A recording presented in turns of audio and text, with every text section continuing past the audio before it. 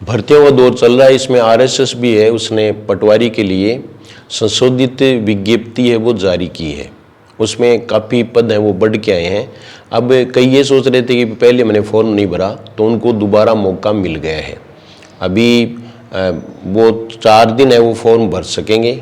जिन्होंने फॉर्म भर दिया वो संशोधन भी करवा सकते हैं। तो इसके लिए देखिए पटवारी में लगभग 3700 पद हैं, 3705 पद हैं, जो कि अगर हमें मोटा अनुमान लगाएं तो जो व्याख्याता के पद हैं उनसे डबल ही मान लो आप, वो 2000, उसमें तो 2200 पद हैं। तो ये जो है ना वो काफ़ी इम्पोर्टेंट वैकेंसी है, इसमें आप तैयारी में लग जाएं। और इसकी परीक्षा डेट है वो भी घोषित कर दी है, 17 अगस्त है वो इसकी परीक्षा डेट है। तो ये देखिए आप विज्ञापन जारी, संशोधित विज्ञप्ति पटवारी सीधी भर्ती 2025। और इसमें देखो मुख्य आवेदन की प्रक्रिया है, तो ये प्रक्रिया आप दिनांक 23/6/2025 से दिनांक 29/6/2025 रात्रि तक कर सकते हैं। नौकरी कोई भी हो, ये बहुत अच्छी नौकरी है और आप इसमें फॉर्म है वो अप्लाई ज़रूर करें। क्योंकि मान लीजिए हम शिक्षक भर्ती की तैयारी कर रहे हैं, लेकिन फिर भी इसमें थोड़ा सिलेबस अलग है, लेकिन आपके पास अगर टाइम है तो आप ज़रूर ये चांस है वो लें। और ये देखिए इसमें आवेदन में संशोधन की प्रक्रिया है वो दिनांक 30/6/2025 से 6/7 यानी 6 जुलाई 2025 तक होगी। और आवेदन प्रत्याहरित यानी वापस लेने की तिथि भी इसमें दी है, तो उनको लेना है जो इसके योग्य नहीं है उनको ही लेनी है, बाकी नहीं लेनी है। पदों का वर्गीकरण ये इसमें दिया हुआ है। और फिर देखिए मैं पोस्ट की बात करूँगा तो मैं आपको एक ज़िले की बता देता हूँ, क्योंकि उस पर ही मैंने ज़्यादा ध्यान दिया। तो ये देखिए 22 नंबर पर, ये 22 नंबर पर है वो झुंझुनू, यानी कितने पद बढ़े हैं ये देखिए आप, ये झुंझुनू है। पहले ये 22 वैकेंसी थी, 22 ही थी, अब बढ़ करके 75, यानी हम ये मान सकते हैं कि झुंझुनू में 3.5 गुना पद बढ़े हैं, ये पद बढ़े। तो अन्य जिलों में, कई जिलों में बहुत ज्यादा पद हैं वो बढ़े हैं। तो आप फॉर्म अप्लाई करें।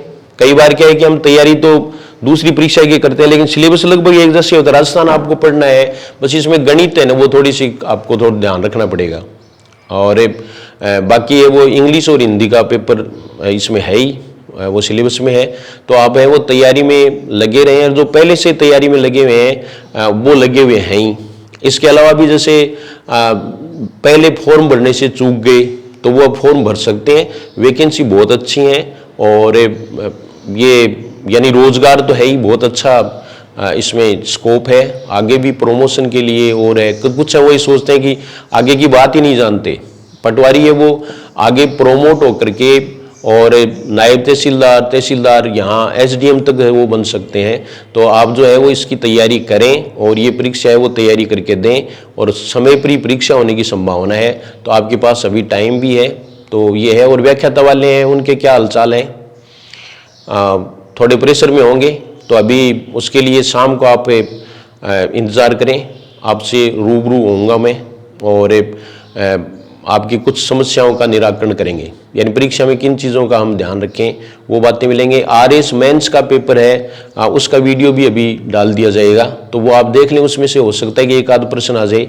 और एक महत्वपूर्ण बात यह है कि जैसे करेंट से संबंधित प्रश्न है वो हिंदी में भी आते हैं, फर्स्ट पेपर में भी आते हैं। पिछली बार है वो बिहारी पुरस्कार पूछा था, तो ये 4-5 पुरस्कार हैं 2024 के, वो आपको ध्यान में रखने हैं। उनमें से कोई प्रश्न वो पूछा जा सकता है, तो उसकी जानकारी भी आपको दे दी जाएगी।